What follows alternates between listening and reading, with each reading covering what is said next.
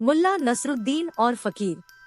मुल्ला नसरुद्दीन के गांव की मस्जिद एक तालाब के किनारे स्थित थी। इबादत के लिए आने वाले लोग पहले तालाब में अपने पाँव धोते, फिर मस्जिद में घुसते थे।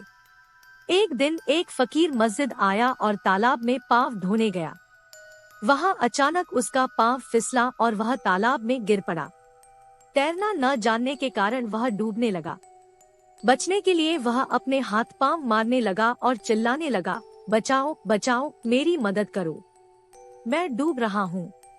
उसकी पुकार सुनकर मस्जिद में आए लोगों में से कुछ लोग तालाब की ओर भागे और उसे बचाने के लिए हाथ बढ़ाकर कहने लगे, हम तुम्हारी मदद के लिए आए हैं, अपना हाथ दो, हम तुम्हें बाहर खींच लेंगे। इधर लोग फकीर को उसका हाथ देने के लिए कहते रहे और फकीर था कि उनकी बात पर ध्यान न देकर बस चिल्ला रहा था। मुल्ला नसरुद्दीन भी उस दिन मस्जिद में मौजूद था। उसने तालाब के किनारे भीड़ देखी तो वह भी वहां चला आया। फकीर को डूबता देख उसने भी हाथ बढ़ाया और बोला, मेरा हाथ लो और बाहर आ जाओ। फकीर ने झट से मुल्ला का हाथ पकड़ लिया और मुल्ला ने उसे बाहर खींच लिया। वहां मौजूद लोग हैरान थे।